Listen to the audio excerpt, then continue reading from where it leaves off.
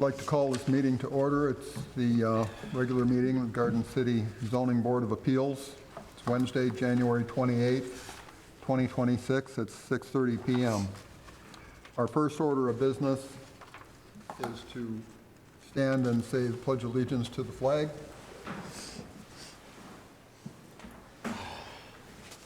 I pledge allegiance to the flag of the United States of America and to the republic for which it stands, one nation, under God, indivisible, with liberty and justice for all. Thank you. Be seated. Okay. Would the secretary take the roll call, please? Chairperson May, Here. Commissioner Price, Here. Commissioner Richard, Present. Commissioner Hickman, Commissioner Smith, Here. Commissioner Bullock. Here. You have a quorum of 5. Okay. Next item is approval of agenda. We need a motion to approve the agenda. I make a motion to approve the agenda. What date was that? The date is January 28th. 28th. Okay. That's Monday. Motion made and supported. Any comments or questions on the motion? Hearing none, would you take the roll? Commissioner Price, Yes. Commissioner Smith, Here. Commissioner Bullock, Yay. Commissioner Richard, Chairperson May. Yay. Next, we have approval of minutes of the special meeting of November 5th, 2025.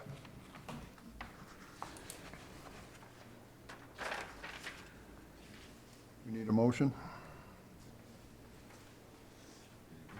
I'll make a motion to accept the minutes, January 2025.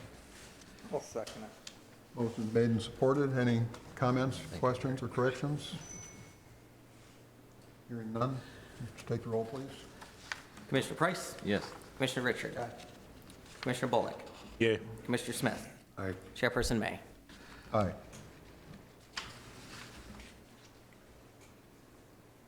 Okay, next, we have public comment on non-agenda items only. If there's anyone here who wishes to speak on an item that's not on our agenda, this would be the time to come forward. See no one standing, so we'll move on to our first business item. BPZ 25-0009, 28541 Crowder Avenue. The consideration of a request for two-dimensional variances for the construction of a new multifamily residential structure. Mr. Ortega, would you start us out, please, with your report? Yes, Mr. Chairman. Good evening, everyone.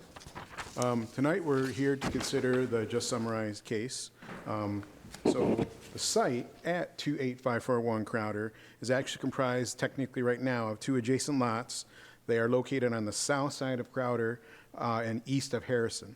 And right now, together, they total about 10,400 square feet in area. Now, they were occupied, the western lot was occupied by a single-family structure, and the associated garage, detached garage, was on the east side, east lot. However, that property deteriorated due to severe property maintenance neglect to such a degree that the city actually initiated the condemnation process in 2023. However, prior to the city taking control, the property was eventually bought by the current owner. And the structures on that site, because of their deteriorated condition, were actually eventually demolished in 2025. So, as noted this evening, the applicant is proposing to construct a two-story multifamily structure on the site. So this two-story structure would have 4 two-bedroom units. A minimum of their floor area would be 905 square feet each. And then there would be 2 attached garage spaces to the building. And then there are 7 parking spaces proposed along the rear property line on the south side of the lot. So this site is actually zoned R3, multifamily residential. And multifamily residential buildings are permitted by right in this district. Is that R2 or R3? R3, I believe. I'm sorry, I think I misunderstood you. Okay, go ahead. Yeah, no, it's okay. Yeah, I believe it's R3. I'll double check during the course of the Yeah. year. But it is R3. And as proposed, the plans they have submitted, this site plan, would be in compliance with all parking requirements, the density allowed in the district, and all the dimensional requirements, except for the side yard setback requirement. So the applicant is requesting a variance from these standards. Within the R3 district, there is a minimum of a 20-foot side yard setback on the east side, and the applicant is proposing, is asking for a 10-foot variance from that standard along that east property line. That would allow the structure to be 10 feet from the side lot line on the east. Then a second variance is being requested on the west side, the side lot line, and the applicant is proposing that the structure be 15 feet from that western side yard. So that would be a 5-foot variance on the west. So it's a 5-foot variance on the west and a 10-foot variance on the east. With every variance, we go through and review the various criteria within the zoning ordinance to determine if it meets these criteria of an eventual that warrant granting a variance.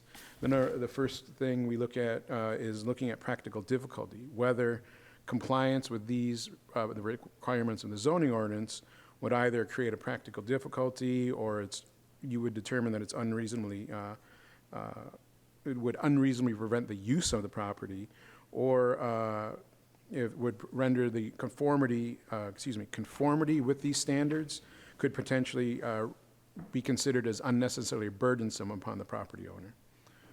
So compliance with this 20-foot setback on each side would reduce the size of the building and reduce the square footage of each individual unit as a result, with a limited amount of floor space. So already they're proposing a modest-sized bedroom, 9-foot by 12-foot approximately. And generally, we've found that new multifamily units in the adjacent communities are actually more proposed to be around 900 to 1,000 square feet. People are looking for more square footage in a 2-bedroom unit.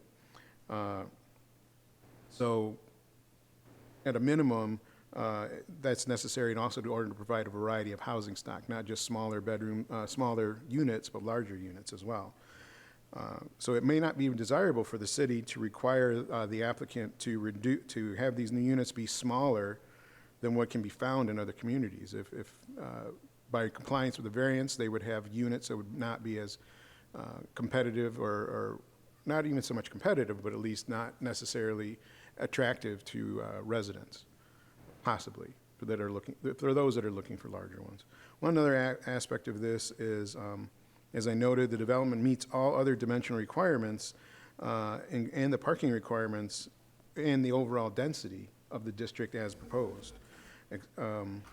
So while these other zoning requirements would allow for a 4-unit building, the reduced building envelope required by a 20-foot side yard on each side limits the site's ability to create, a modern residential alternative.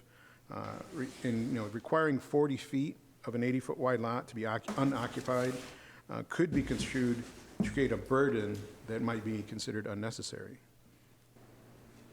You have my review letter. I'm just summarizing some of those points. Some of the other things I'd like to point out is when it comes to consideration of public safety, also of just making sure that the variance doesn't create a safety hazard.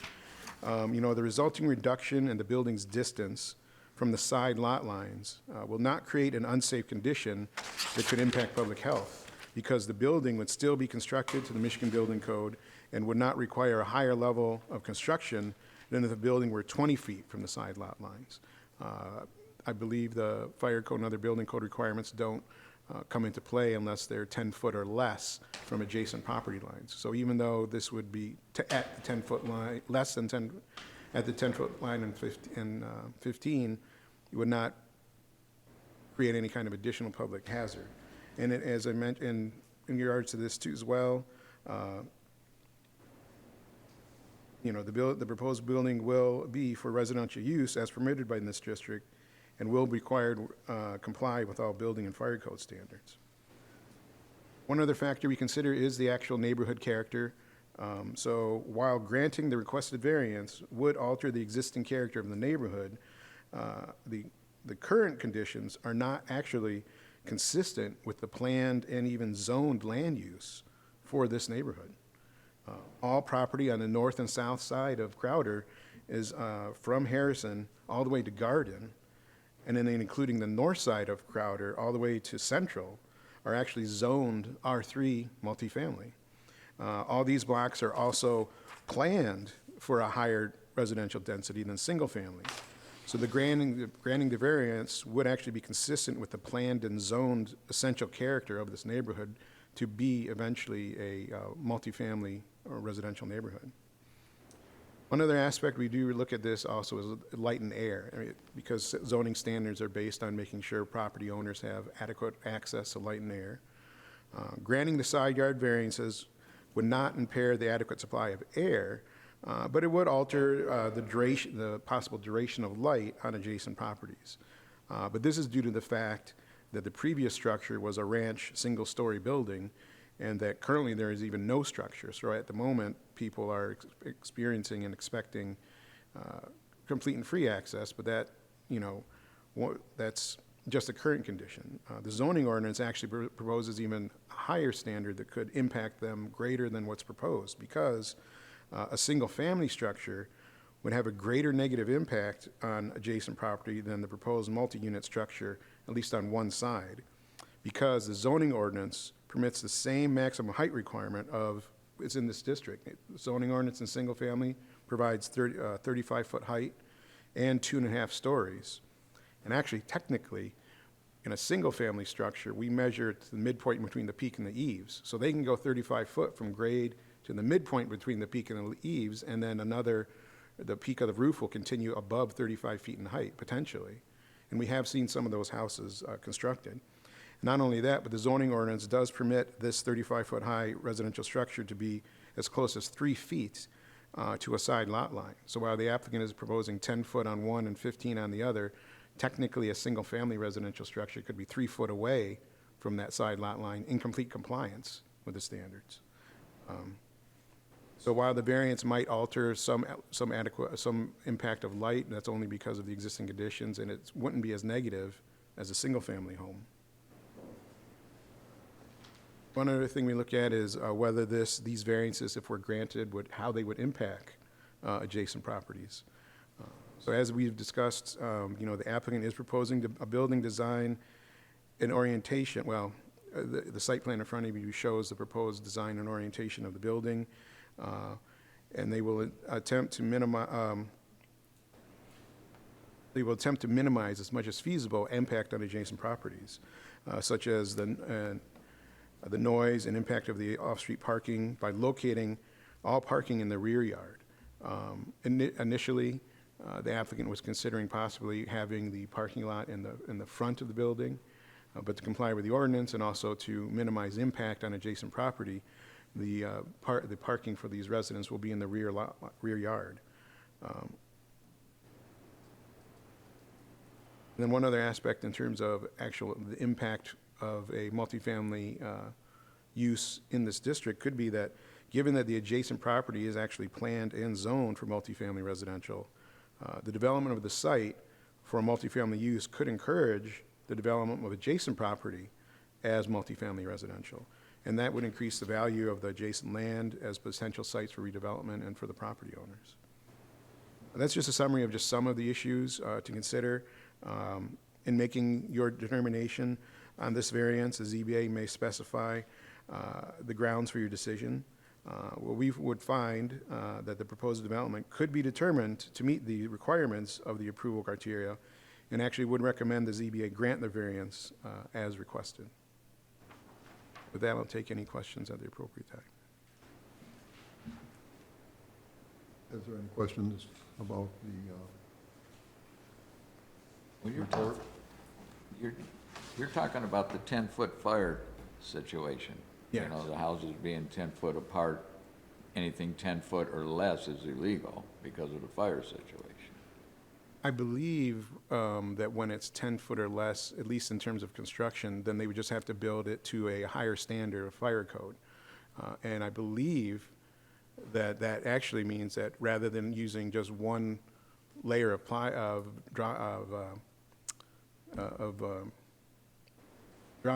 drywall, Yes, thank you. Instead of just one layer of drywall, they use two, because they have to get the fire rating of that wall up to a higher standard. I believe you need 1 hour fire rated being that close. Well, that's in the new building. And But the residential. next door building isn't gonna have all that. But it's to maintain the fire on the property being built from spreading to the other building, if the other building's already on fire. Yeah. It slows down the fire. Yeah, I have one question about the drive coming up. I believe it's gonna be on the west side, being R3 as opposed to regular R1. What kind of not variance, what kind of issue do we run into?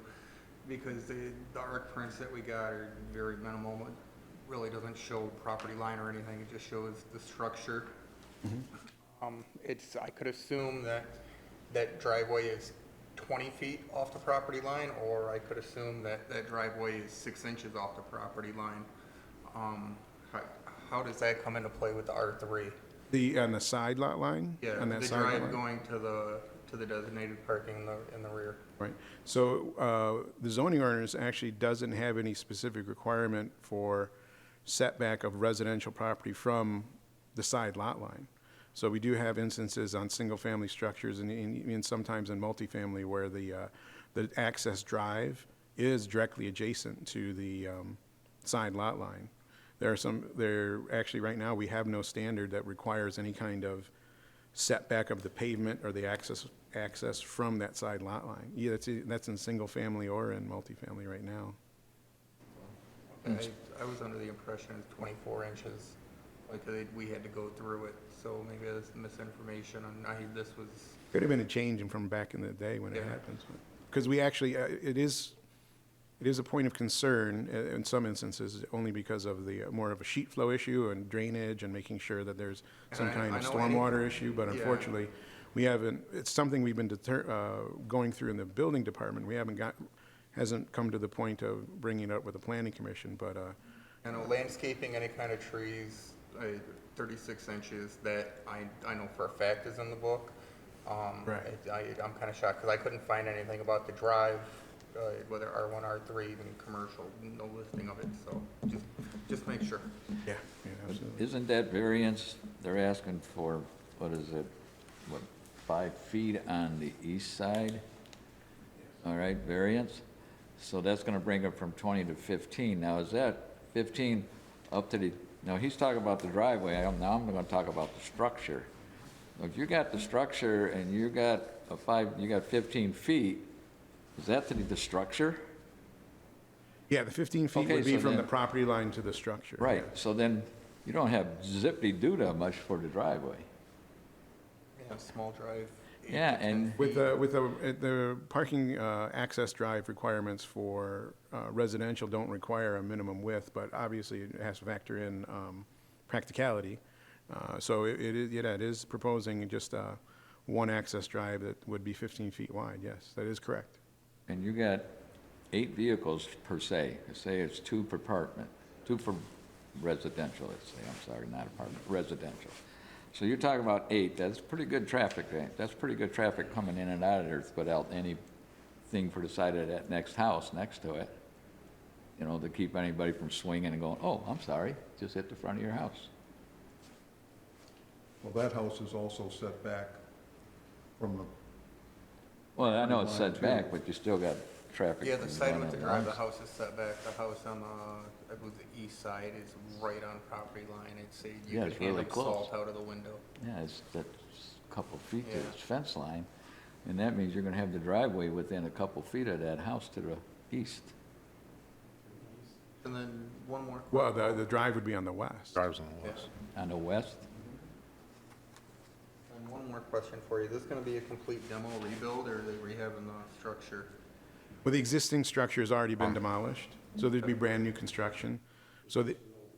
Yeah, it's open lot, it's a grass lot right now, excuse me, I should have mentioned that. It's just a grass lot right now, and the applicant will need to go to planning commission and obtain site plan approval. So these type of issues will have to get their approval as well as a brand-new structure. So it will deal with access and deal with screening and these all are, those other. these are 2 single lots that He have said to the be driveway's combined. on. Yeah, that will be another requirement of the review, and they'll have to be combined. Just to make a point, if they were to build single-family homes on those two lots, they wouldn't be able to do that without a variance either, because those lots are only 40 feet wide.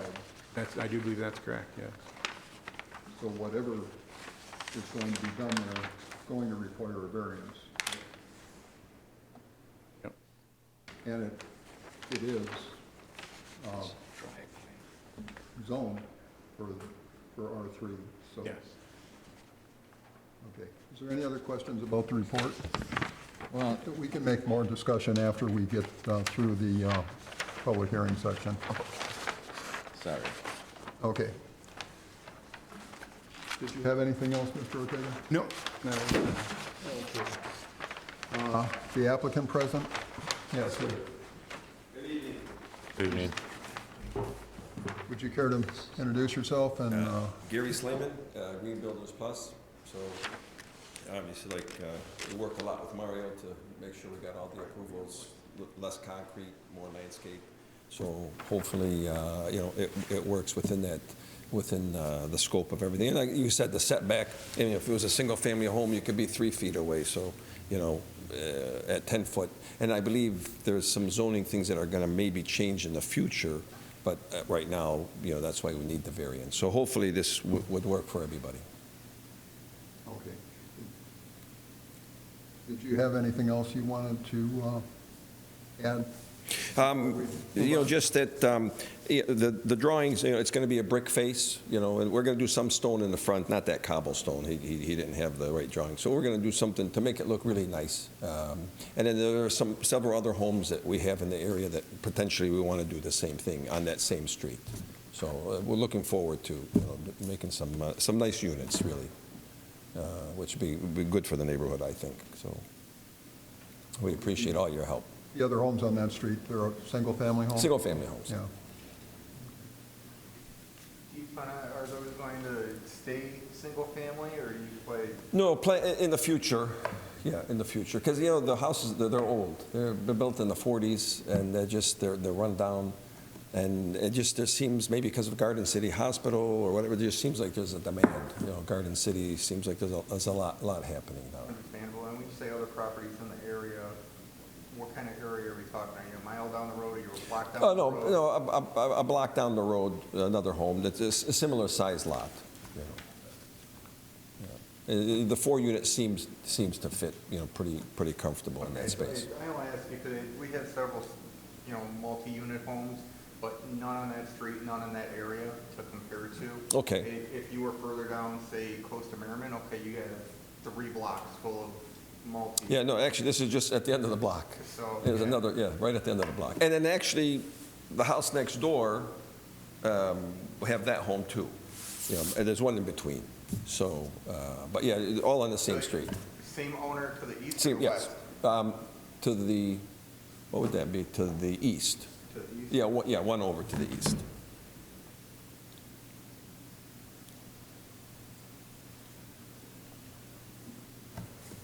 But just to be correct, that'd be the one with it appears to be the garage on the property line and not the home, correct? Right, the house, I think the garage on the property line. if I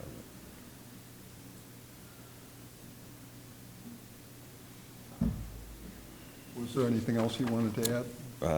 If any questions that you have, but I think Mario did an excellent job. Any questions for the applicant this time? We can also bring it up later in our discussion. Okay, well, I guess that's all for now. Thank you. Thank you.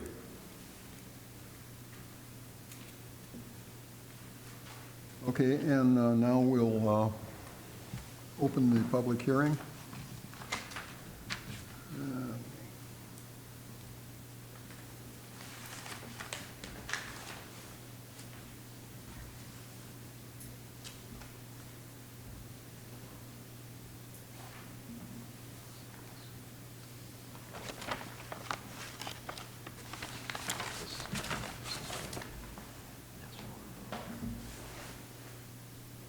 Okay, opening the public hearing, I'll invite members of the public to come forward to the microphone when recognized. to comment on the proposal. Please fill out the information sheet at the podium and introduce yourselves by telling us your name, street name where you live, and the city in which you live. This is only your time to make a comment, not to receive a response from members of the Planning Commission or to have a conversation with other members of the audience. Your comments will be limited to 3 minutes. So we'll start the public hearing now at 6:56. Yes, sir, come forward, and if you haven't already, sign your name on the sheet. Already did. Kevin Hunt, Bridge Street, Garden City. Here because of this proposed build. As Mr. Price said, it's too close. Yes, you can add another 5/8 drywall to that wall, and that's going to keep the fire coming out from the inside of it. Not going to stop the roof from burning more. Not going to help out the house that's on the, I believe you said the west side. That's where you're going to knock out to 5 feet, where it's only going to be 15 feet away. We don't need houses like the city of Detroit and the city of Dearborn. Those are the two that come up right off the top of my head, where when your windows are open during the summer and your neighbor sneezes, you got to wipe the snot off of your arm next door. Those are the ones that burn, and when they get going, the fire department's out there trying to put 2 or 3 out at the same time instead of 1. Second thing, your parking. I've been by that. I know the area real well. I know those lots. What are you going to do, pour concrete right up to the fence line? You're going to cover your sewers that are back there?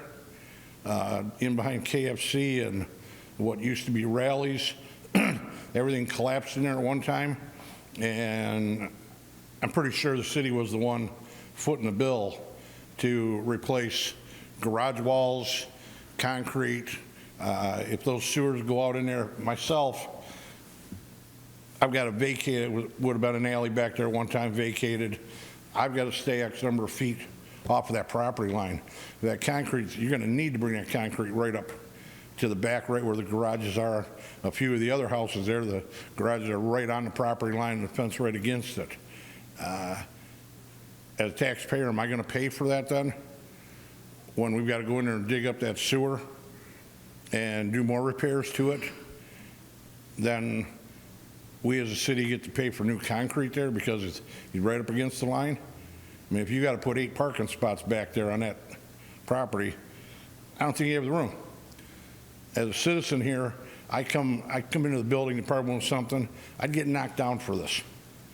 But a developer comes in and comes up with a different plan, and everybody wants, oh yeah, we'll change all the rules. The rules were put in there for a reason. There's no hardship or anything here for somebody. If you have somebody come before you, and I know you do many times, they need to put an addition on the house, and it might have a little bit more lot coverage. And they've got to come before you to get that okayed because grandma's got to move in. I can understand that. But to build this to make a profit, we've got rules. Here's the section. Here's what you bought. Here's the rules. We need to stick to them. Thank you. Thank you, sir. Does anyone else wish to come forward?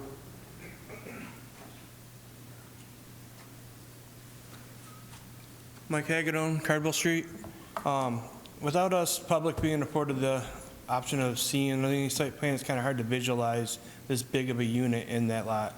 I mean, you guys see it, but it seems like you got to, especially with losing some to the west there, you're going to run the driveway right up the lot line, it sounds like. That doesn't seem like a feasible option for the neighbors. And then, I don't know what the parking is, but Mr. Price said 8. You said there's 7 spots are afforded, so that right there is already missing 1 spot. He also has 2 garage spaces in the building, so it'll be total. So there'd be 2 garage spaces under, so a total of 9 spots? Because people have visitors, and there's got to be street parking there, and that's going to get, I think it's a little excessive for that spot. How long has that been zoned for R3 multifamily is another This is question I not a have. question I and know, answer period. so it sounds like we're Make a planning on comment, and that's redeveloping all. that whole block is what it sounds like. So we're setting the precedent here for that whole block is what it sounds like. Thank you. Does anyone else wish to make a comment? Okay, hearing none, we'll move on. Does the secretary have any written communications? Yes, good evening, Commission. We did receive one written comment regarding the Crowder variance. The written comment that we received, it actually addresses both the Crowder and the Ford Road. So what I've done is, you have copies in front of you. I've kind of split it out where I can read the part that is relevant to the Crowder section at this time, and then when we get to the Ford Road one, I will read the Ford Road part into the record for Ford Road. So with permission from the board, I will read the letter into the record. It is from Shannon Murray on Winter Drive in Garden City. And it says, "To the Planning Department, I am writing as a concerned resident of Garden City to formally voice my opposition, consider concerns regarding strong objections to two recent development proposals that threaten the character, safety, and environment of our community, undermine our community's character, safety, and environment. Objection to multifamily conversion at 28541 Crowder Street. The proposal to convert a single-family property into a 4-unit dwelling in the heart of an established neighborhood is inappropriate, ill-advised, unsuitable for the following reasons. Character of the neighborhood. This area is exclusively comprised of single-family homes, entirely made up of single-family homes. A 4-unit apartment structure is architecturally inconsistent, out of keeping with the neighborhood's established aesthetic, and alters the, compromises the established look and feel of our community. Infrastructure and parking. Our streets were not designed for the high-density parking requirements, increased parking demands of a multi-unit building. This will lead to overflow parking on residential streets, creating safety hazards for surrounding families and children, potential risk for residents, particularly families and children, and causes issues for the city during snow emergencies, street cleaning, inclement weather, or maintenance. Property values and neighborhood density. Forcing multifamily density into a low-density zone, introducing higher density housing into a traditionally low-density neighborhood without adequate space negatively impacts, diminishes the property values of surrounding homeowners who specifically invested a single-family residential environment, chose this area for its single-family residential appeal. Public safety and oversight. Transitioning from an owner-occupied single-family home to a multi-unit rental property often results in a lack of direct on-site oversight. Owner-occupied homes offer more direct oversight than rental properties, which may see increased turnover and reduced accountability.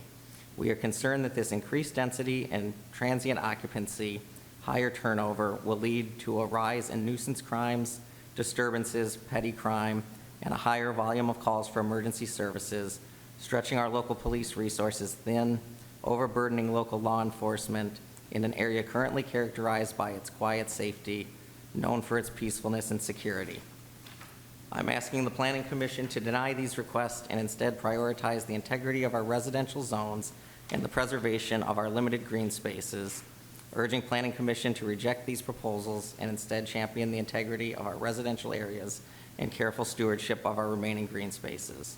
I look forward to your response regarding the scheduled public hearings for these matters.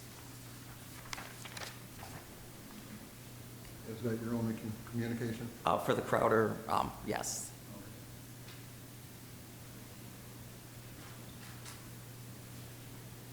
Then we'll close the public hearing at this time. It's 7:05.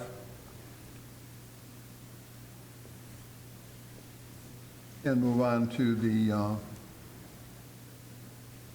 board discussion. Does anyone have any comments or questions about the application? I was thinking, looking at this, you know, it's a multi-complex. What is, I see the trash thing there now, that's not a dumpster type trash, that's a bucket type trash? Yeah, it's a fenced-in area that would have the trash can. But I mean, what I'm trying to say is, you're gonna have poor families gonna have trash. Right. Most complexes have dumpsters. They don't have individual trash buckets. How is that gonna create non-stuff laying all over the ground? And besides that, how is that going to, are the people gonna be, you know, themselves having to pull this out to the street individually? Or are you gonna get a truck going to go back there? The two with the garage, they would actually keep their can in the garage. And yeah, it would be individuals that would just take their trash out. I mean, because of the square footage, you know, 2 bedrooms, obviously it's not that. I think you're missing what I'm saying. But the garage, the people, usually the people would have, in the garage, they have their garbage, and then just the other two. But I mean, it would be designed to take 4, but it would primarily be 2 in the garage. And we do have several multifamily developments, and actually commercial, that utilize the rolling hand carts. Even though the fact that commercial property owners already get a 2 cubic yard, and they're already paying for a 2 cubic yard metal dumpster, they actually choose to not have that because they don't want to do the metal, they don't want to do a masonry enclosure. So if there is a residential routed truck that can go bypass these properties, then the property owners can request they utilize rolling hand carts. So we have several other departments on Crowder that have rolling hand carts for apartments, and then we also have other commercial buildings too. So it's a choice that the property owners can make. And it does, but it does require, and they're all told, that they are required to roll them out to the residential street at the trash day. So it's just something they can choose. He can choose to have the metal dumpster if he wanted, but then it would have to be in a masonry enclosure, and it just wouldn't work for the site in terms of the size right now. Those are the other options. That decision was something that would come up before the planning commission. No, I understand that, but Or that's just systems my too.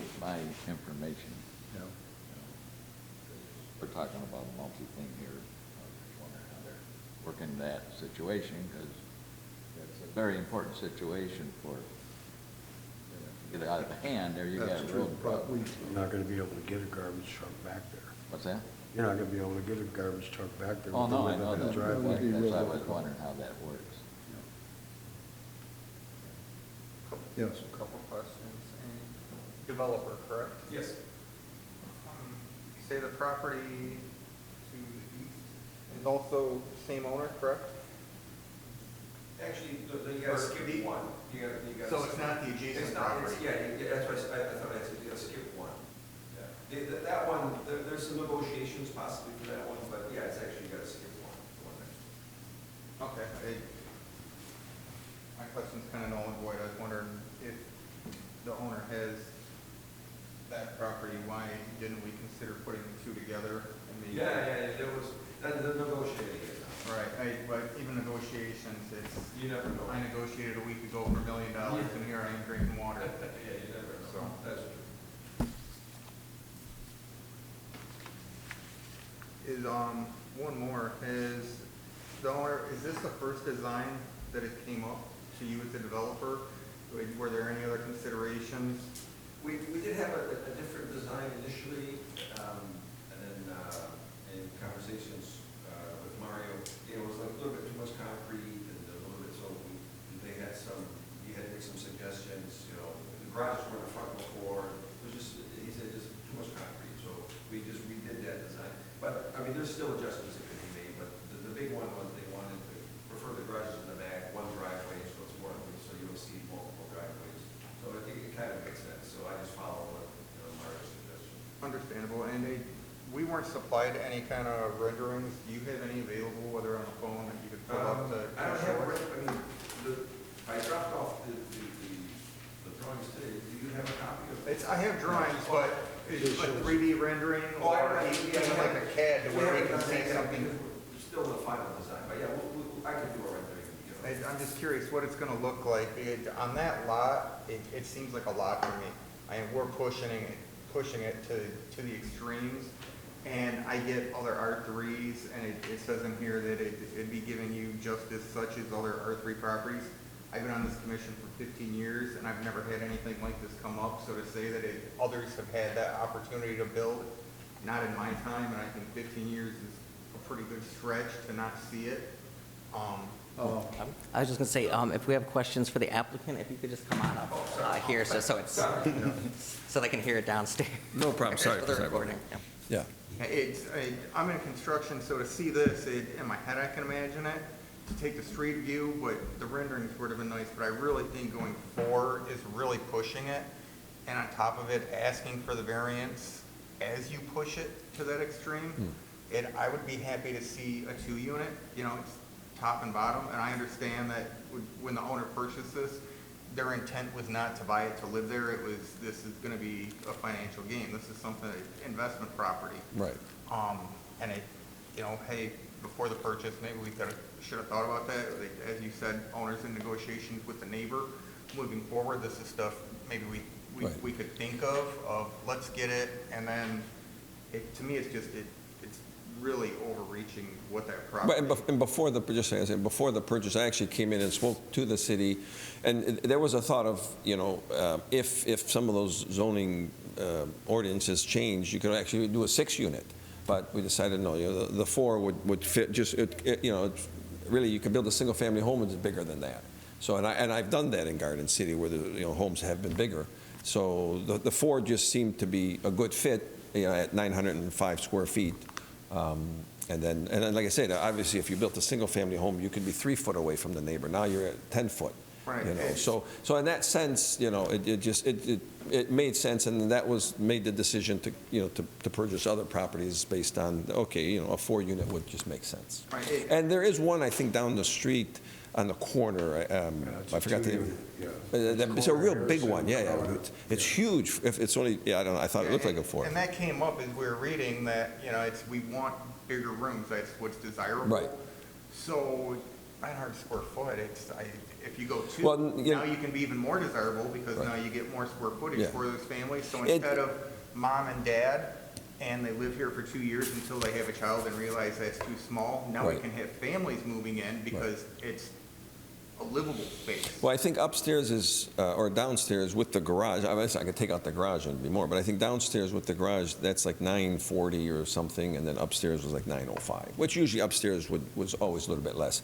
And then actually, technically, it's even more because of the staircase. We didn't, and that 905, it doesn't include, I think, the staircase, so it's actually a little bit bigger because of the staircase to get upstairs. So, square footage-wise, roughly you're probably using, we didn't count the garage, you got probably a little over 1,000 for each unit, which is a decent 2-bedroom, a decent size. And they're good sized rooms, laundry rooms, they're complete. These are going to be built, all brick, brick face, some stone. The idea is to really make them look nice, nothing cheap. This is a long-term investment, and that's why brick, concrete, the garage, landscaping. So the idea is really to make them look like, sort of first class. I think, Garden City, it's, the city is a well-run city, so it makes sense. And I see a lot more coming up, too. Other streets as I drive around, there seems like a lot of multi-families coming in. And I guess there's a demand. And to keep the rents down, I think that's why less square footage also makes sense. It's just because, the economy's a little bit tight. And I know Garden City Hospital, sometimes you just have one person, a nurse or somebody, and it's just nice and convenient for them. So that was a thought process. But like I said, we came to the city before, just to kind of go through the possibility that would work. So hopefully we could make it. And when you came to the city, that was just based off opinion? They didn't tell you, hey... Oh, no, nothing. Yeah, of course. No, everything up to the board, of course. It's all up to the board. Is there other comments or questions? Oh, you nailed them.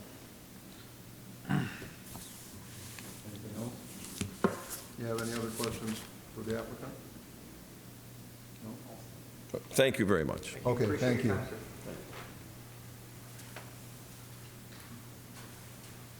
Well, development of these lots is going to be difficult because of the size. They're 40-foot lots. And like I commented before, putting a house on a 40-foot lot is not, according to our ordinance, either.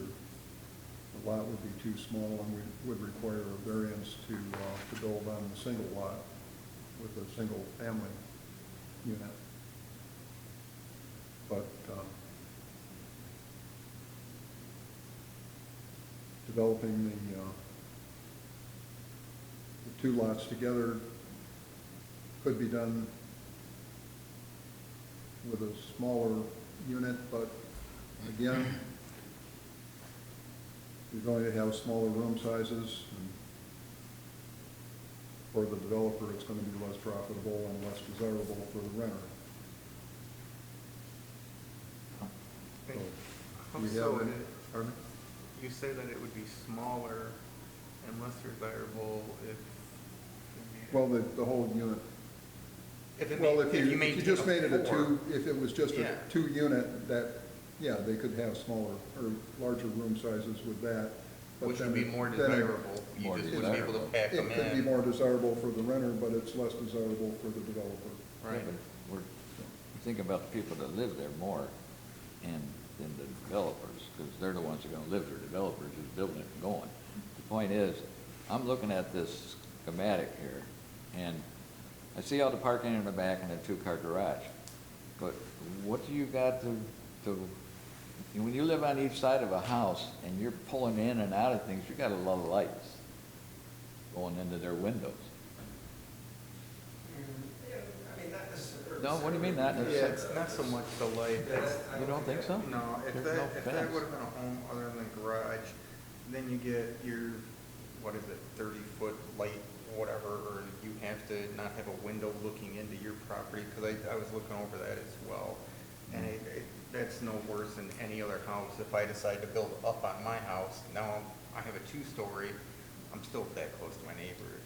You No, know, I was just talking if about I shine a house. light, they're still gonna see it. If I park in my garage and I work on my car this way Right. instead of this way, they're still gonna see it. I don't think. Well, I was that's just gonna- wondering what all the mounted cars, I was thinking. But the idea of you with the two dwelling one would make, because this is really making it tight. Four, Yeah, and I think a two one would be ideal for the neighborhood, ideal for aesthetics, and wouldn't be pushing the envelope. and I get maximizing profit. I mean, that's, $2,000 a month you'd be losing by taking it down. Yeah, it's across the board, and I would imagine on a new build.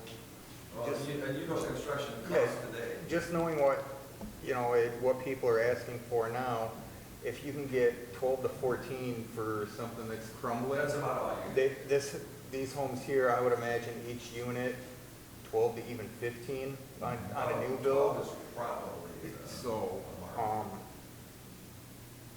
and it's, depends on when the property was built. I get as as a developer and coming in as an investment property, you want to get something, and then I'm looking down the street. The property that you said it's not adjacent, but a door down, would that be to the east? to the east.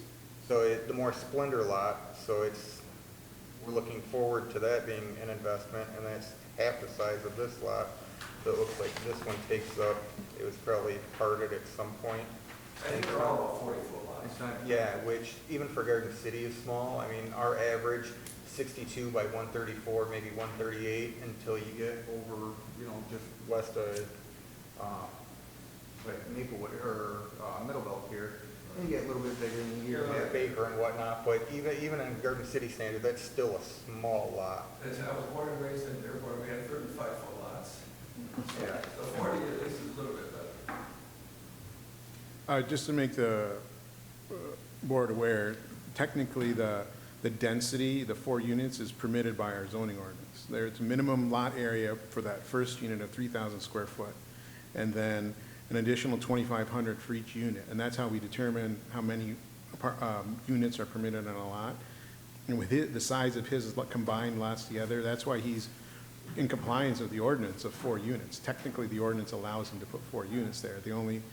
And initially, there were some other issues with his design, and I just suggested things so that way he didn't need additional variances. So that's why he's come before you today with this requirement for only the 2 with the side yard setback requirement. So technically, the density is actually permitted by our ordinance for 4 on this.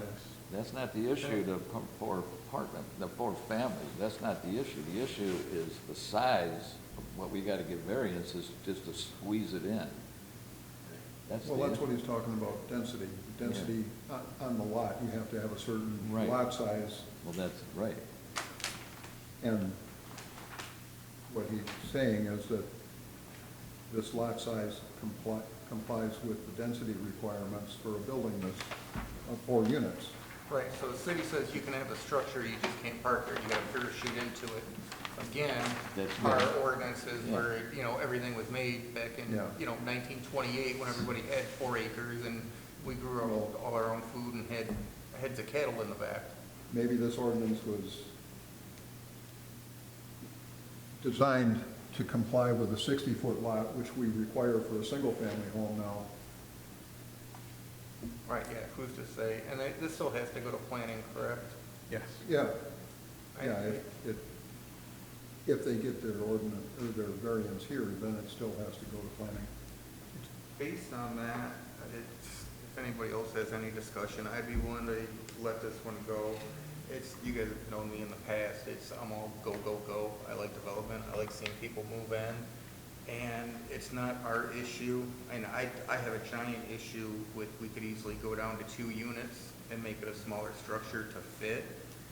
That's not for us to really decide. Now, if planning comes up with something like that, that's another hurdle, but based on that, and knowing that in my heart, I think we could go smaller, but with what we've done in the past, and hey, it's 4 more families coming in, that possibly 6 more kids in our schools, 8 more people shopping at our restaurants.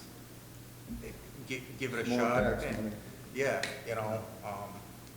as much as I want to say, it's like a lot of bad coming from me. I'm almost on the fence of, if we give it a go, let planning decide on if the 4 is correct. We'll give you the use, and then let planning, because we're just, hey, can we do it with the property? Okay, you're not asking for a ton. I mean, we had people asking for, 80 feet and get out of town with that garbage, so if anybody has anything on that. So Okay, planning. well, can do keep that. you want to make a motion? We have some sample language for Yeah, motions if you want. with what was said, anything to say on that? To So in other words, you're saying I that, kinda for agree. or against before we kind of I kinda motion? agree with you. I mean, if we grant this, let planning sort it out. Right. We're gonna have to get the prints and the design approved by all of them. Right. so the Yeah, when planning, it goes to planning, they'll have the elevations to look at as well as the plot plan. Right, and That's correct. They'll have a full site plan, they'll have a separate landscape plan, lighting plan to make sure there's no lighting that's going to negatively impact the residents, a full site plan, construction drawings, floor plans, elevations. They'll have, and they will have to comply with everything else of the zoning ordinance, all the standards. So, Right.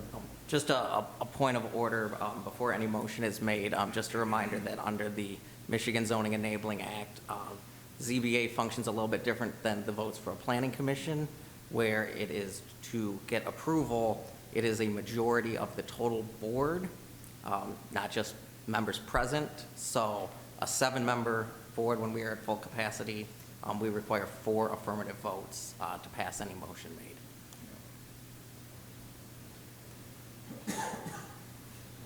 Now, do we want to have a motion? so if this comes to planning, then they can change it up. If we give them the variance, if they can change it. Well, things can still be modified, yes. yeah, we're going to give them the go-ahead. If we propose to support it, we're going to give them the go-ahead on the dimensions that they proposed, and then planning can go and, whether it's ping pong back and forth, but it jumps to them. So, and another thing I'd like to say for those that spoke out that aren't direct neighbors, thank you for your time. And it would have been weighed a lot heavier on me if we had neighbors next door across the street within a quarter mile of this home. And that speaks volumes. You know, when we did the gas station down here for Kroger, we had the neighbor right next door come and speak, and that's a lot more than the guy that lives at Inkster and Cherry Hill telling me that he doesn't want a gas station in Middlebelt and Warren. So Yeah, 'cause it's well noted and we appreciate it, but without seeing the neighbors directly impacted by this, also stands out to me, just for record. Anybody else? Okay, well, we have two variances, we need motions for both. And we have some language that's been provided by the secretary. If you care to use that language, I would love to. I want to see that artwork for the weights. I'd like to motion to approve and grant parcel 35-010-030732-000 and parcel number 35-010-03-0733-000, more commonly known as 28541 Crowder Ave, a 10-foot variance from the City of Garden City zoning ordinance, Appendix A, Schedule of Regulations, minimum east side yard setback requirement. This variance is granted based on the Zoning Board of Appeals, making the determination that the site meets the approval criteria of Section 154.453A. Specifically, we find the following criteria have been met. Substantial justice in regards to the design of the multi-unit family conforming to neighborhood units. Also, neighborhood character, as it would not be impacted with the design proposed today.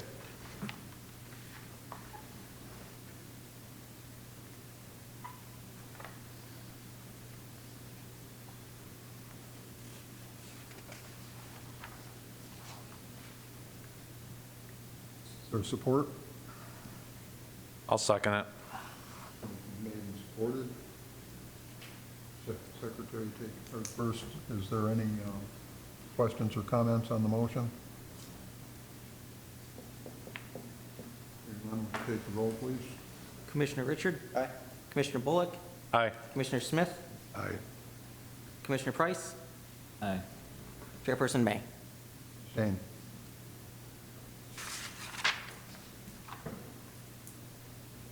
That's 4. I'm still going to see this at the planning commission, so. I can't vote on it in both places. Right, but does that make it a quorum, Bill? No, yeah, still Yeah, passes. that's four affirmative The votes vote is is all we need. 4 aye, So your motion. 0 nay, 1 abstain. An abstain is Still gets to go. a de facto, is not a yes vote. There are 4 affirmative votes, so the variance Okay, I was is just approved. questioning it. Yeah. Okay. That was approved. We need a motion for the second.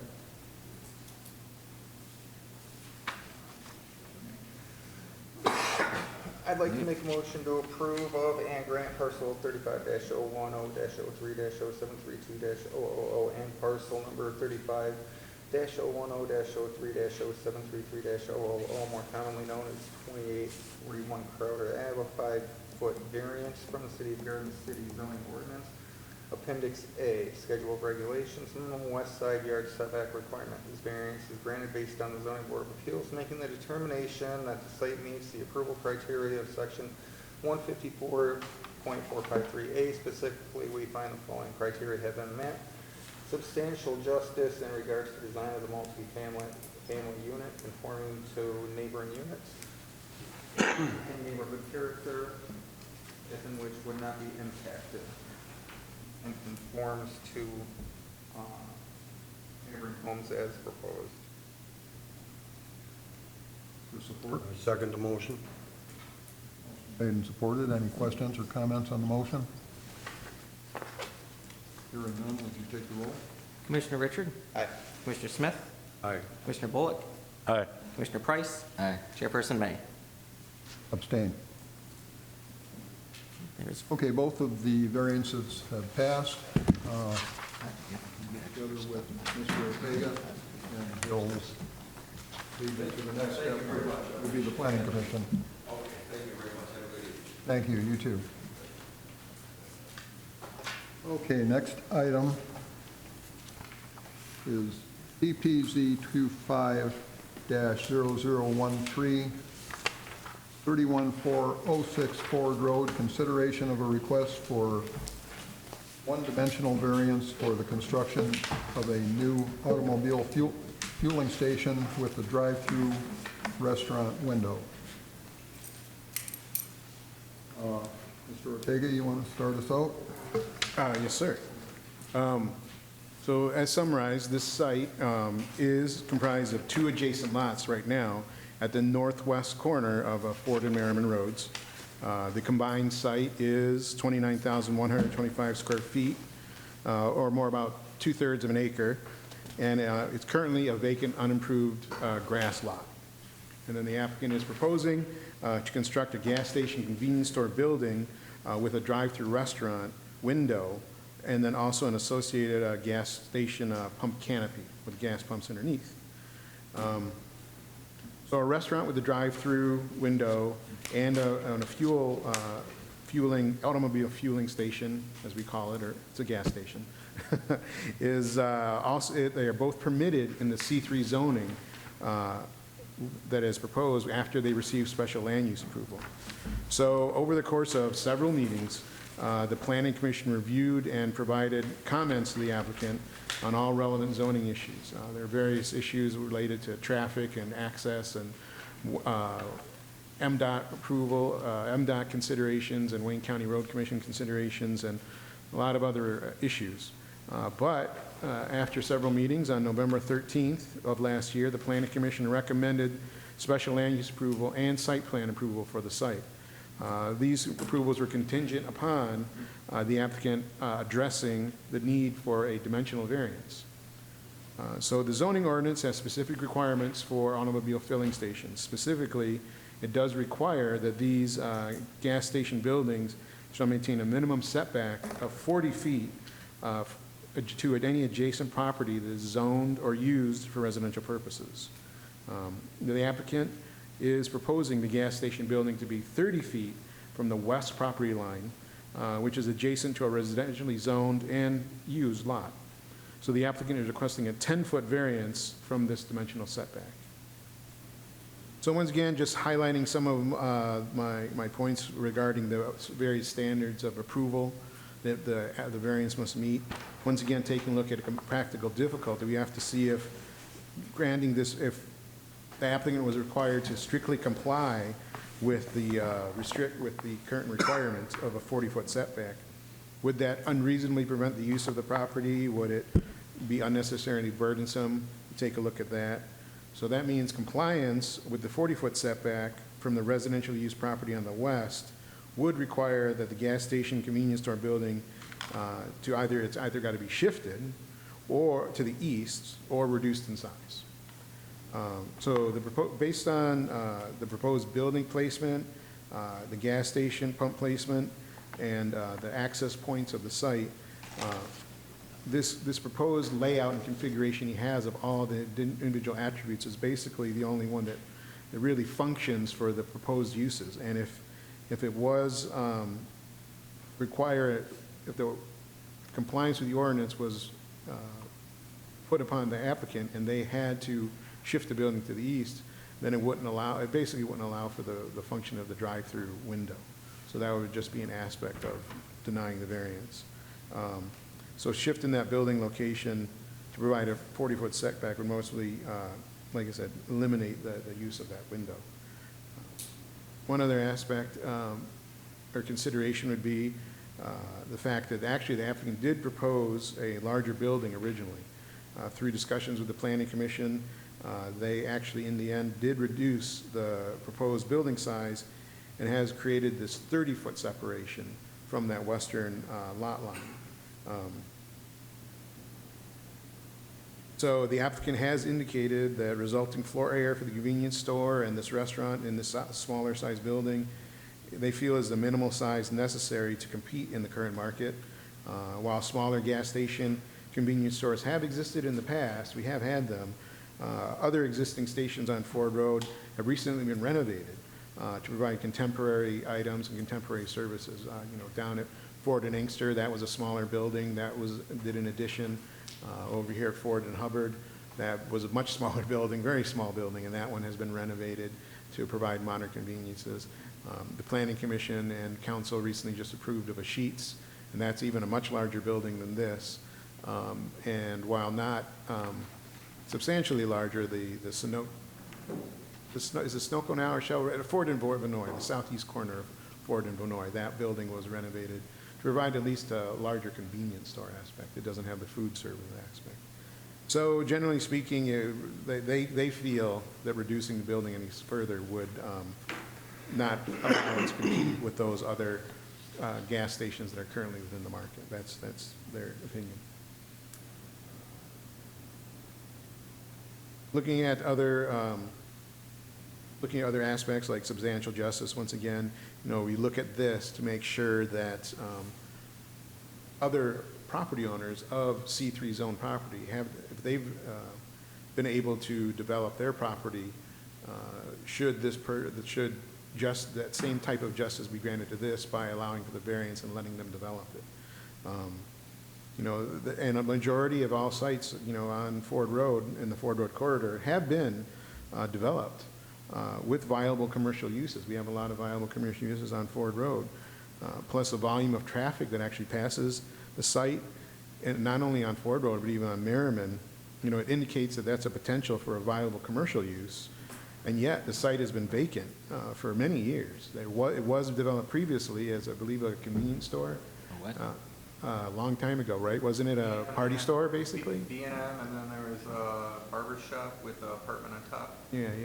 20 years ago. A long time, yeah. It's been Been a long time. So it's been vacant for many years, so you'd think that with all the traffic, it would be able to be developed. So if the applicant was granted the variance, they would provide that substantial justice that other commercial developers have achieved. And one item of note is that,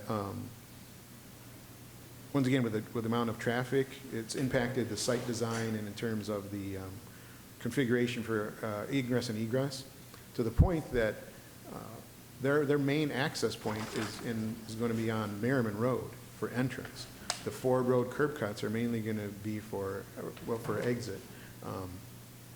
And they're actually fine with that. The applicant has indicated that the Merriman Road traffic is what they're going to be actually trying to capture. So it's not necessarily looking for all the Ford Road traffic. They feel that necessarily it's like if they can function off of that Merriman Road traffic. So it's just an aspect of seeing that the applicant looked at the site and found a solution that would allow it to be developed is just another way of trying to come to a point where we're eliminating a vacant property in the city. One other thing when it comes to public safety and welfare, the configuration of the lot again and the placement of these gas pumps and the entry doors are going to be a greater distance from the residential lot line. And then the effect of that will be that you're going to have your customers and your gas pumping activities. They're going to be on the east side of the lot or the south side of the lot adjacent to other commercial property. So that's going to minimize the impact of the gas station on the adjacent home to the west. But by designing the building, the site as proposed, it could be concluded that the applicant is attempting to effectively minimize the gas station's impact on the adjacent residences as effectively as feasible with that required setback. We do believe that that granting the variance is really not going to create any safety hazard because, whether the building is located 30 foot from the west property line or 40 foot, it's not really going to add more to the public safety, that extra 10 feet on the west side. The building will be constructed and operated in compliance with all the building codes and fire codes. And actually, once again, with this configuration, you're not going to have any gas pump activity within 40 feet of the residence. They're going to be further away from that. And, other aspects just to point out, once again, not to reiterate over and over, but the fact that, this promotes orderly development because we have other property that has been developed along Ford Road the granting this one variance will allow for this property to be commercial as it's been planned and zoned for, and as the other adjacent property has been planned and zoned for.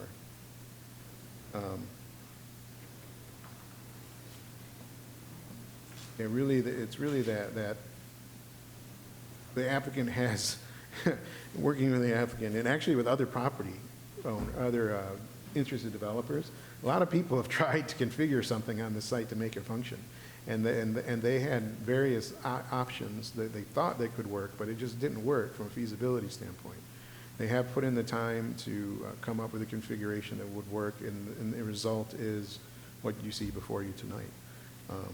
So in the end, in making your variance a determination, the ZBA, you must specify the grounds for your decision. But we would find that the proposed development could be determined, it's possible to determine that this does meet the requirements of approval criteria for the variance, and we would recommend the ZBA grant the variance as requested. One other thing to point out, forgive me, just to jump back, they do have an existing 6-foot wall, but the quality of that is not, I believe, it's aged, so the applicant is proposing to construct a new 6-foot required masonry screening wall along that residential property, and they're going to even enhance that with more landscaping on the interior side to hopefully dampen any noise aspect as well. So they've come up with some opportunities to minimize that impact once more. Okay, before we go any further, I should have brought this up before. You're the applicant, sir? Yes. Because our ordinance requires 4 affirmative votes to pass this, I have already voted on this proposal at the Planning Commission, which disqualifies me from voting tonight. So you would need all affirmative votes on the rest of the board in order to pass this variance. So I'm offering you the opportunity to table your motion to our next meeting, which hopefully we would have a full board, another member present, and or we can go ahead, I'm sure with you hoping that all of the members will vote affirmatively for the variance. But it's up to you to decide if you want to proceed tonight. Yeah, decided to proceed because this has been taking really long, and we went through. It's been a long process, I know. Yeah, but what I don't understand is that because you voted on planning, you're not allowed to vote on the zoning now, that the planning. Right, I can only vote on one issue, on one or the other. Oh, okay. I thought in the other instance, the reason why you didn't vote was because. Well, because I'm going to make that myself available to vote at the Planning Commission when it comes up there. This time I've already voted at the Planning Commission, and so I can't vote tonight. You understand? And you want to go ahead? But I still want to proceed with it.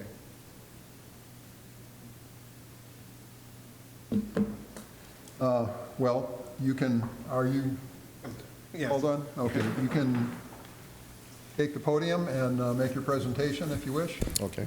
Good evening. Again, Mario always comes up with the best presentation. I mean, he even has some emotion in it because he knows what we all go through and the discussions that we go through with the Planning Commission and the extensive meetings that we had and the backdoor meetings that we had at the city with Mario. And so with that said, yeah, we the owner really, I mean, I'm only the architect and the representative, but the owners and, the developer sacrificed a lot in order to get to the point of getting this Planning Commission approval. And as you know, like from DTE, we have to move the pole in the middle in order to redirect it, and that was a big, that wasn't a sacrifice. The sacrifice that the owner has, he is going to have come out with $32,000. But that was the best decision, and I had to talk him into that, to tell you the truth. He didn't want to, dish that out. This particular owner is a penny pincher a little bit, even though he has multiple, he has what they say 20 gas stations, even though I worked on 3 of them for him. I don't know the rest of what he has. But yeah, I guess he sacrificed, he's going to be sacrificing that. He's going to be sacrificing the size of the building, like as Mario said. We had to shrink that down in order to maintain as much setback as we can, even though he reacted in a different way on that. He reacts in a different way on a lot of things because he's the one that thinks that he's going to be making more or something or it's going to impact him. I can't even believe that he even sacrificed the approaches, the entrance and exit of how everybody's going to exit and enter into the property. But I guess at the end, we with some of the people that work with him, convinced him that everything, should still work fine. If people want to come to your business, they're going to find a way to come to your business. So yeah, we only limited to one approach coming off of Merriman, and Wayne County allowed us to have a right-hand turn out closer to Ford Road, but it's still, 25 feet away, which is, we still complied with the ordinance.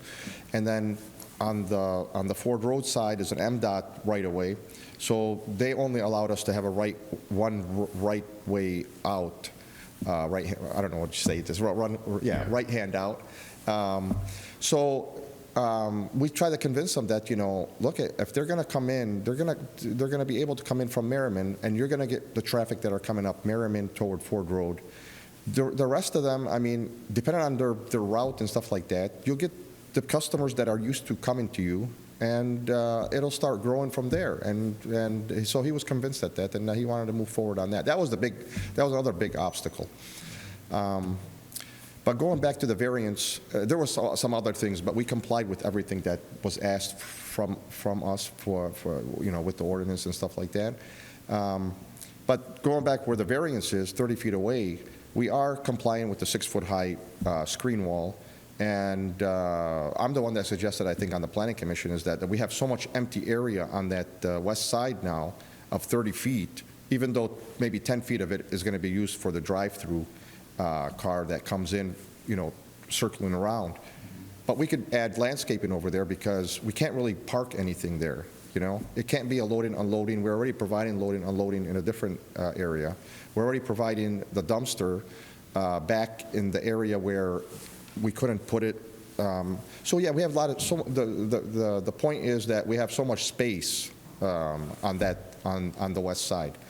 And then, to also add, the house is not abutted, the house that's west of there is not on, if you look at the aerial map, it's not on our side. It's on the opposite side. So there's a big field, maybe 20 to 30 feet at least. So you could say that it's about 50 feet away at least, the house. So it's not going to be impacted, I don't think, in any way. And then we're going to add some landscaping and stuff like that.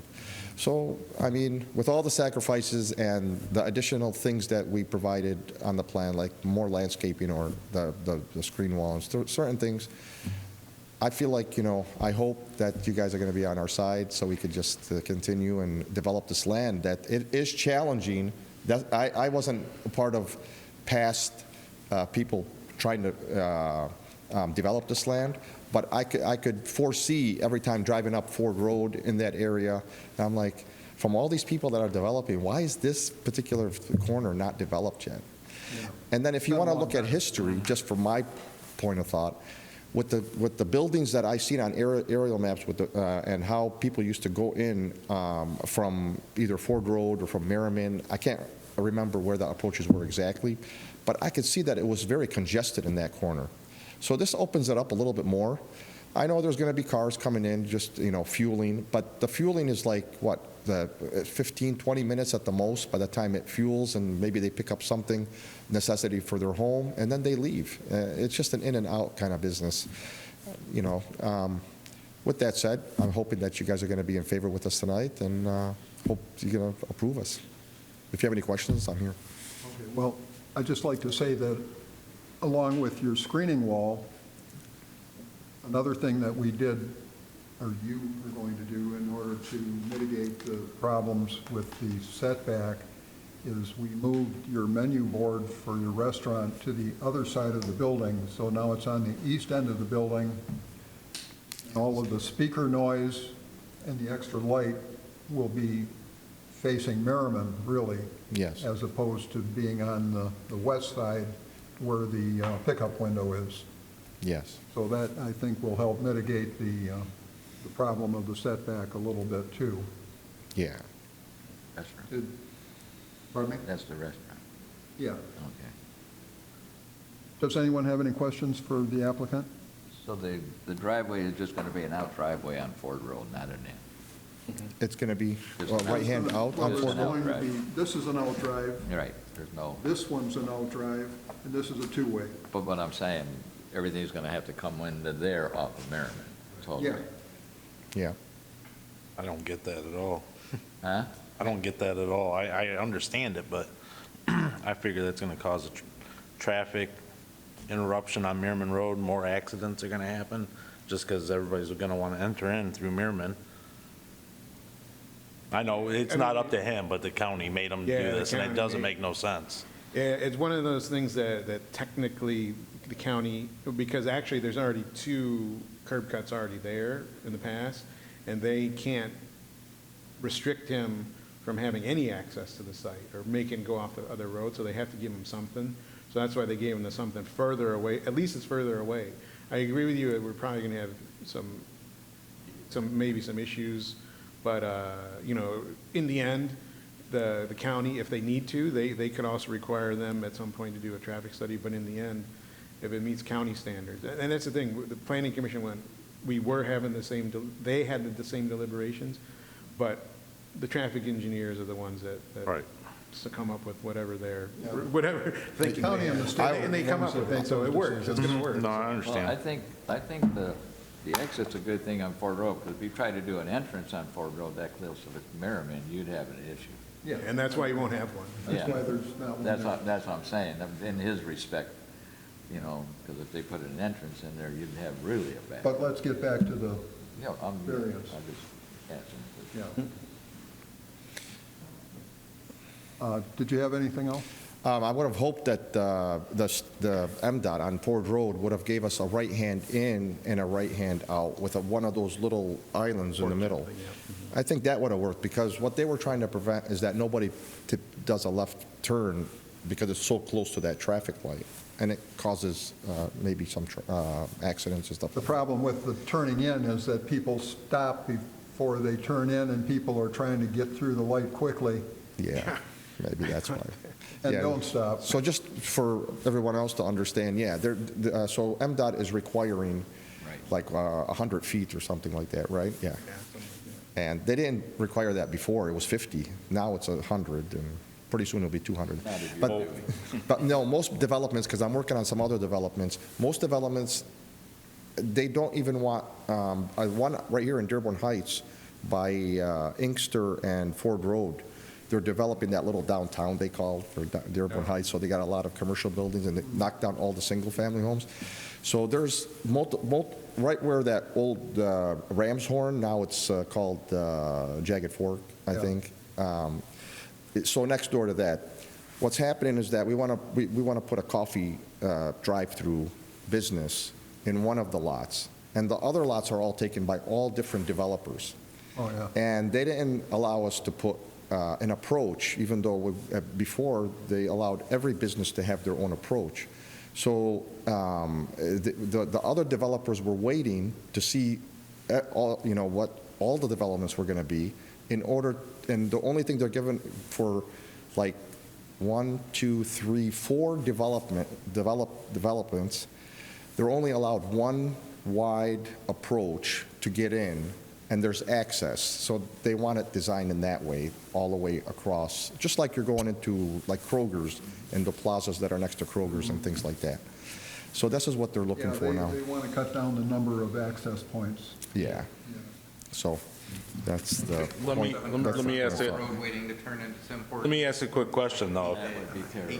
Tim Hortons. Let me ask a quick question. Yeah, If go you're, ahead. if you're heading north on Merriman, and you gotta hang a left into this gas station, are you even allowed to make a left-hand turn at that point?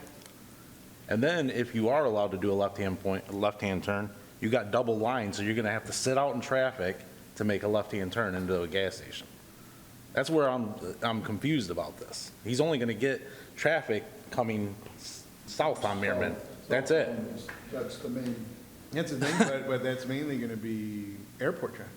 A lot of people travel, that's the thing, the traffic counts apparently do it enough justice, apparently. That Merriman, that's a, Yeah, we that turn discussed lane's that. packed. Yeah, well, it is. Oh, I mean, it's okay. packed. thank you.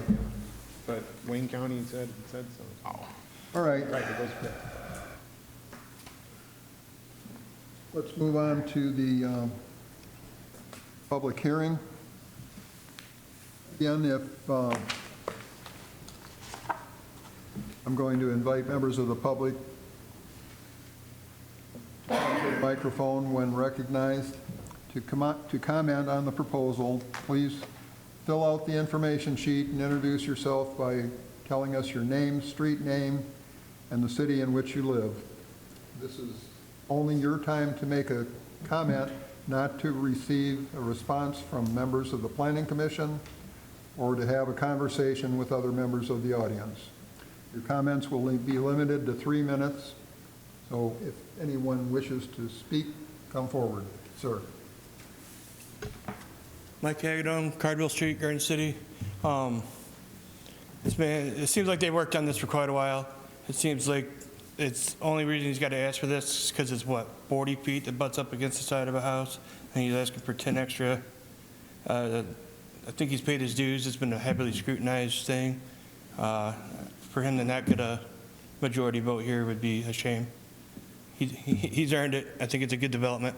Thank you. Thank you, sir.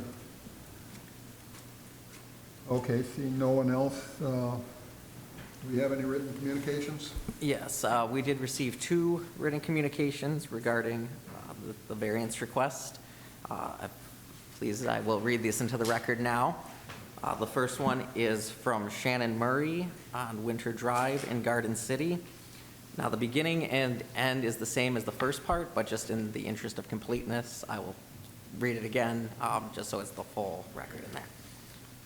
To the City Planning Department, I am writing as a concerned resident of Garden City to formally voice my opposition, consider concerns regarding strong objections to 2 recent development proposals that threaten the character, safety, and environment of our community, undermine our community's character, safety, and environment. Opposition to new gas station development on 31406 Ford Road. Furthermore, I strongly oppose, I am firmly against, the development of a new gas station on the proposed green space on Ford Road. Repetitive.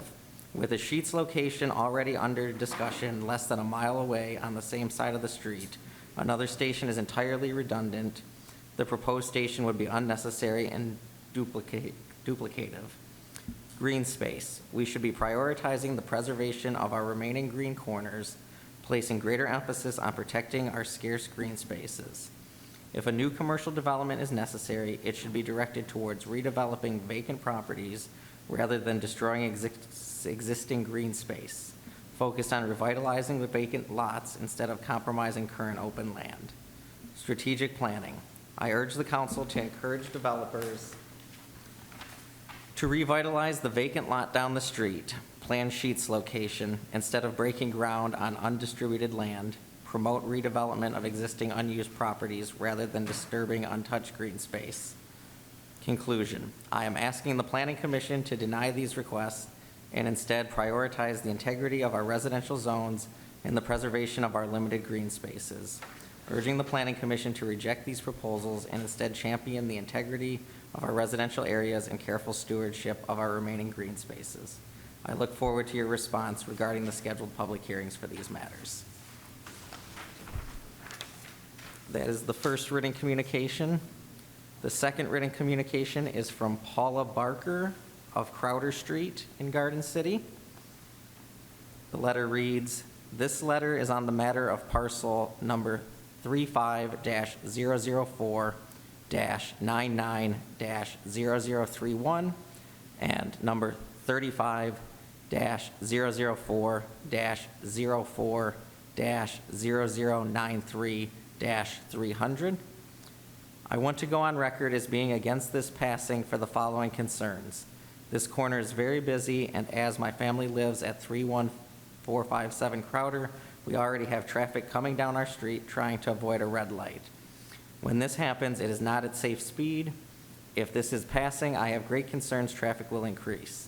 I have young grandchildren that live with me and have concerns for their safety.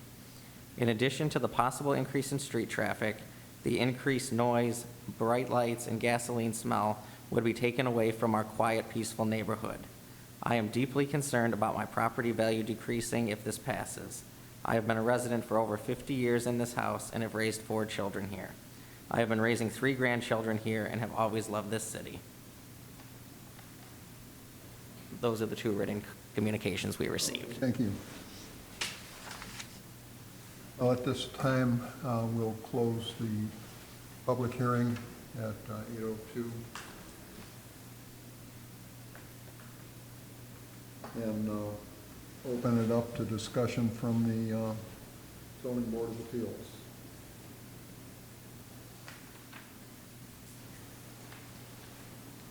Do we have any comments or questions? I think it's good. No comments on it. I think it's a great idea. As long as I've lived in Garden City area, that whole area has been a building that looked abandoned for years, then now a vacant lot. I'd like to see something built there. Yeah, it's been 30 years since anything's been there. Yep. Any comments or questions? At least 25 years, 7 PM went home for the barber shop, yeah. Yeah. And to comment, to reflect on Ms. Barker's comments, was it Ms. Barker that was concerned about green space? It was the first one. Yeah. Okay, just full transparency, that's not green space, it's just weeds that happen to grow over the asphalt and the gravel that are there. So, just to be clear for everybody that we're not tearing down a park, we're not tearing down undisturbed turf.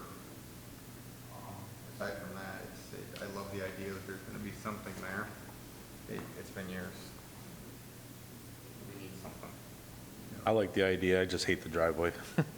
I don't get it. It seems like it's going to cause a problem down the road. Congestion's Yeah. And I back get, to life. I don't know what we can do about it. I talked to the guy that's where that restaurant is, the house is gonna be right next to it. Actually, when I was checking out the whole thing and everything and the dimensions and that. And he walked up to me and I told him what was going on. He got a letter. He said his dad did. And he says that his dad and him have no problem with it, that, he said it would give him time to walk down there and give him something to munch on when he's not doing it. There you go. So, and he's gonna be the house right next to it, so. Yep. I gotta give kudos to the owner also, because as you mentioned, just the egress and everything on that, it's gonna be the only gas station northbound from Ann Arbor Trail until Palmer. Everything else is southbound. So the locals that go that way are gonna hit it, and as Mario suggested, a lot of the northbound traffic are skipping 94, going to 96, it's strictly airport or going straight to the freeway. I think it really opens it up, and for taking a chance knowing that he's not gonna get that business, because the minute they open that up, I wouldn't be surprised if Wayne County comes out and puts no turn right there. They put up a couple of signs, just being as congested as it is. So kudos for taking a chance on that corner, knowing that of all the cars coming by, you're trying to collect, we'll say 45 to 60% of the traffic. So I applaud that of just taking the chance and still wanting to invest in the city. Okay, we need a motion.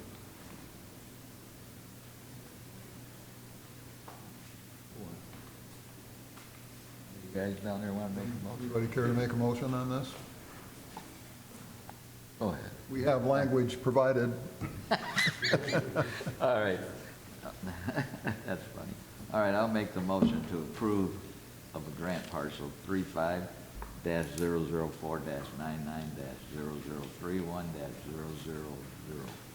more commonly known as 314064 Road, and partial 35-004-99-0093-300, more commonly known as 5651 Merriman Road.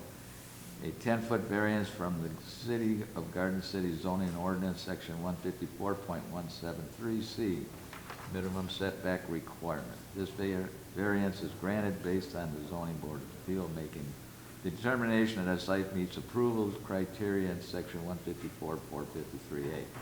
Specifically, we find the following criteria. Then I would say no,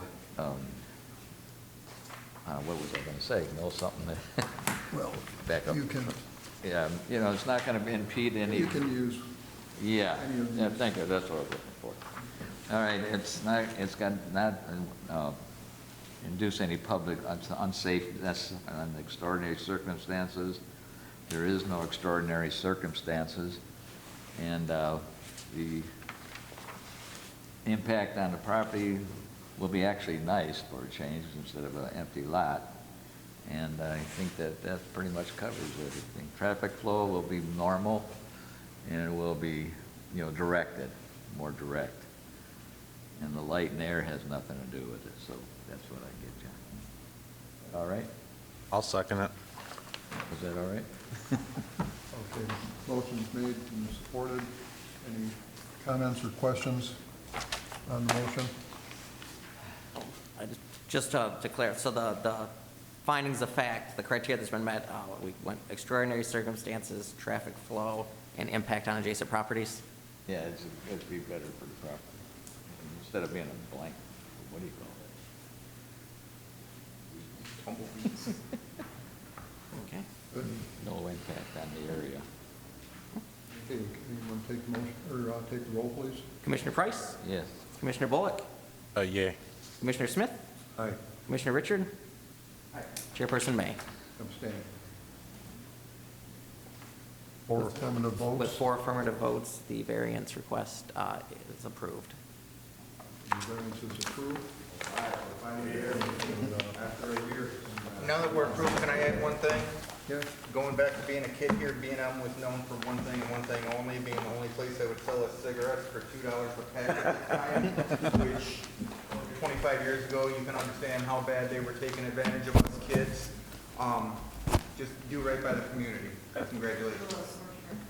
All right, thank you very Okay, much. well, thank you. You can get together with Mr. Ortega and Good luck. away. Well, good luck. Thank you. Have a good night. I was curious. Okay, other business. We have none. Anything, Mr. Ortega? Nope, nothing at this time. Make a motion. Nothing? Nothing? You jumping the gun. Morgie's like, let's do it. Let's get it going here. I'd make a motion to suspend this meeting. I already missed the wheel and Jeopardy. You can fully adjourn it if you want. You got anything to say? Either of you guys have anything? I was Any just, business? no business coming to this. Brian, any business for us? Nothing this evening. Okay. Can I do it? Then, do we have the next meeting is going to be Wednesday, February 25th, 2026, as needed. And we'll entertain a motion to adjourn. Do we foresee anything, Mario? I make a motion that we adjourn. Second. Motion made and seconded. All in favor, say aye. I wanted to ask a question, just for information or idea side. We okayed this variance for him to put that in? To do what? We okayed the variance for him to put it in, but I was just wondering, how is that gonna work with Sheets and him? Because you guys already approved plan on Sheets, didn't you Well, not? he's I had plenty of planning room for on getting everything off of Merriman, I think. Yeah. Yeah. Not only that, I but was just somebody, curious. you know, we were talking to the building department, saying, you know, back in the day, there used to be, the Four Corners had gas stations. did? That used to be We crazy. used to have it right here at Yeah, McDonald's. I but mean, now we're at least down to one. Yeah. One, and then they don't have any more, so yeah. Yeah, it is amazing that they're going forward, because I'm telling you that everybody would come in and talk to me about that because they had the for sale sign on there the whole time. But DTE has that line, right? It splits it right down the middle because there used to be an alley there. And the first thing I told them, call DTE, talk to them to find out what you're going to have to do. And they even thought, oh, we're just going to let it stay there. And that's how they tried to go to the planning commission. And we're like, you can't leave that line going over the canopy of a gas. Oh, gas no. box. Yeah. So now they are hence spending the money, and they're gonna move the line appropriately, just like they did for McDonald, well, different from McDonald, but it's gonna go up the right, near the sidewalk of Merriman, down Crowder, and then back down the line, and then go back to where it is. So, Is that on the? Wait, so by okaying this? Just that real quick, there's did gonna be we, construction did we hold the improvements? vote on the motion to adjourn? On the developer? Did we vote on the motion to adjourn? Yeah, they're gonna, I told them they're gonna shut Merriman down. and they're like, oh, yeah, well, all the other people, as soon as they heard from DTE, they're like, nope, they walked away, didn't want to do it. They're willing to do it. I'm really I'm surprised. surprised it only cost $32,000, you know? I thought that was pretty cheap, actually. I did a lot more working with DTE and everything. Yeah. You know what, But that's actually, it that's seems gonna like be a fun big compared to everything else conflict for DTE him. makes I people. just hope he was thinking it through, because you know what they got over there. I know McDonald's didn't get away that cheap with DTE, Jeez.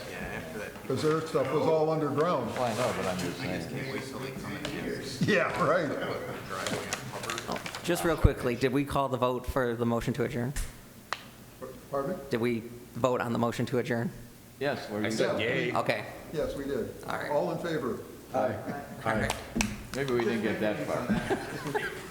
We probably didn't I get got that far. made by Price, second by you.